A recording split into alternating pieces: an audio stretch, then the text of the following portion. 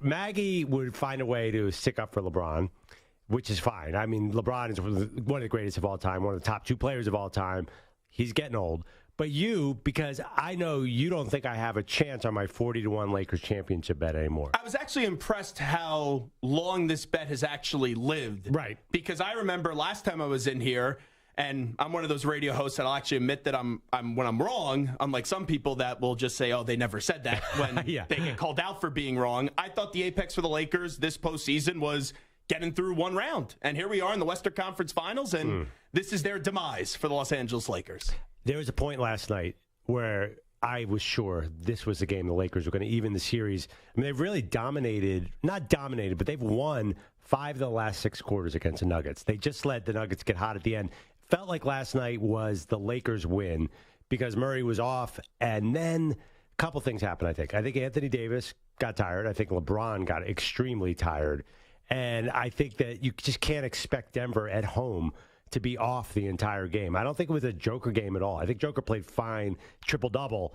But I just think this came down to fatigue, maybe altitude. I don't want to start that discussion. But did you feel like last night the Lakers had the game? If I'd called you midway through the third quarter, would you have thought the Lakers were going to win? I had the Nuggets minus 5.5, and I was looking out for cash-out options. And then when they start to go up by 10, I'm like, oh, they came back. They're going to do this. I'm not going to cash out. And, of course, then you did have the Denver Nuggets only winning by 5, so Vegas always finds a way to win. Yeah. But I was up and down going into that game yesterday, and then about 20 minutes before tip-off, I just thought Denver was going to find a way to win the game because they're the better team. And this is why Denver will win the championship this year. It's because Jamal Murray is back, and Jamal Murray is their finisher. He's their closer, and you saw him just overtake the game last night with his 23 points in the fourth quarter. He's sensational. He's one of the more underrated players in the league. Wait, you think that sort of top to bottom that the Nuggets are a better team than the Lakers? Yes. I don't know about that. I think the Lakers, I think they're a little deeper. I think they have more talent, except that they have, they basically don't have Joker. And I just think LeBron is exhausted. He's exhausted. If he had hit any of these threes, it would have been a completely different result. But here's the thing. Denver never no-shows. Los Angeles does. And Nikola Jokic, even when he doesn't play great, he still puts up a really damn good game. And you've just seen throughout this postseason, Joker is always at this all-time high level, and he just never finds a way to bottom out. You look at LeBron. He's clearly tired, and who could blame him? He's 38. He's in year 20, and they're asking him to up his play from kind of not being the guy as he's been throughout the whole season to now being the man and this dominant player that he's always been. But look at game one. In game one, LeBron James took a stupid three-point shot with 15 seconds left on the shot clock and about a minute left in the game. In game two, he couldn't take those three-pointers, but yet he still did. That means he knows he's not driving to the basket and accelerating, and he knows, unfortunately, his legs don't have much left in the tank this year. He did get a few layups at the end.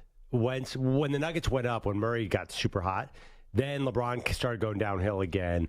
And the Nuggets didn't pick up the coverage, too. He let LeBron just go right to the basket. It was probably a travel, too, let's be real. Well, the Nuggets wanted no part of LeBron coming downhill with that one crossover move, which made you wonder why isn't LeBron doing that all game. Well, we know why. Because there was a little series where he missed a chippy layup, which he never misses. His legs just did not explode to the rim.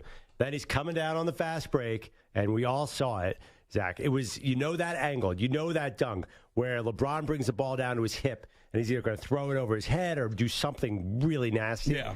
Ball just flew out of bounds. It reminded me so much, and you might not even remember this. Michael Jordan is a wizard. All of a sudden started missing dunks. Like he'd go, I remember he did one in the All-Star game. Went up for a dunk, hit the back of the rim, and clanked out to half court. LeBron James does not miss dunks like that. That's not LeBron. Old LeBron James misses those dunks.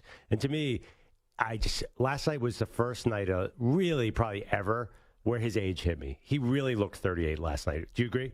I agree with you. Now, LeBron at 38 still looks better than most of the players in the NBA, but when we're used to this standard of him just being one of the greatest players of all time, when you see him fall off like just a little bit, it's extremely notable. And when he missed that dunk last night, I couldn't believe it. Like my jaw hit the floor when that ball went out of bounds, and he didn't slam the ball right through the hoop. So it was alarming. Yeah, also, he kept stepping on people's shoes and having to retie his shoe.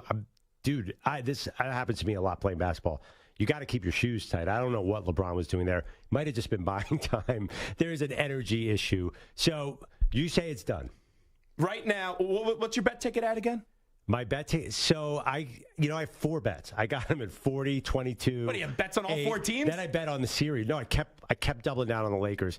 So the big one, I can cash out for $15 or win $400. Not worth it. Not worth it. So I'm going to ride it. Also, let's hear from LeBron, because LeBron still has confidence, and that gives me some confidence. What you take out of it is the fact that this is not the NCAA tournament.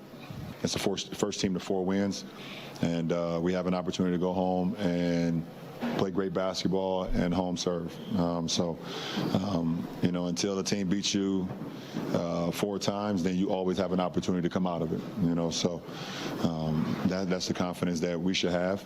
And I know it's going to be a tough hill to climb up, but we still have an opportunity to play good basketball and play the best basketball of the series in Game 3.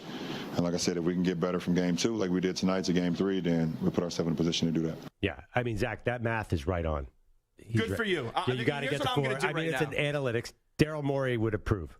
Get Vince Carter on social media. It's over. Get out of here. This series is over. It's done. It's finished. The Denver Nuggets are going to the NBA Finals. I said it before the season. I said it before this postseason series. It is over. This team is going to the NBA Finals because they're better. The Lakers gave them everything they could in game number 2, and it still wasn't good enough. In game 1, they had a no-show performance, and then they almost made a run at it at the end, and they wasted an Anthony Davis performance.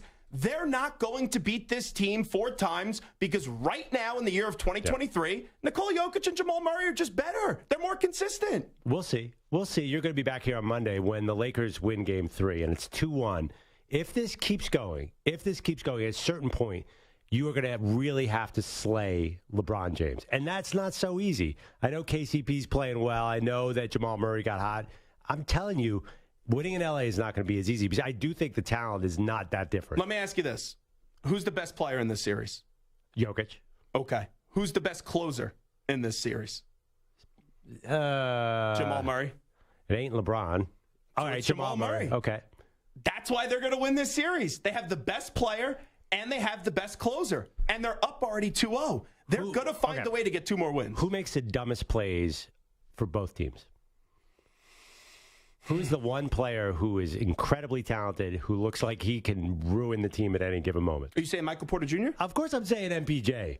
You know that he'll do something dumb come crunch time. You know that Jamal Murray will get cold. You know that Eric Gordon looks like he doesn't even know where he's supposed to go for Denver. And I just think that they're not as dominant as you think they are. Yes, they have a huge edge here. Yes, I think they probably will win the series, but to call the Lakers dead makes no sense. Give me the reason. After what we just witnessed in games 1 and 2, other than the history of LeBron and how great LeBron is, all hail the king, genuflect to him, he's wonderful. What's the argument? I'll give you the reason. Because they've obviously figured out something after the halftime of game 1 on how to slow Joker. Rui does a great job. And the Lakers, let's talk about Rui. I mean, they might have found a third and a fourth star in Austin Reeves and Rui Hachimura. I mean, if I told you that Rui Hachimura was going to play like this... Give credit to Pelinka. Yeah, if I said Rui was going to shoot like he's shooting, you would have said, ooh, the Lakers are going to be dangerous. So that's why I'm giving the Lakers a chance here, and they go home. I just think that once say it goes 2-1, 2-2, everyone's going to jump back to the Lakers bandwagon, because I think there is a national Lakers bandwagon. The reality is, of course, the Nuggets are the best team. It's going to be 3-1. There's pressure. It better be 3-1. Denver will get a game in Los Angeles. I think it creeps into their mind.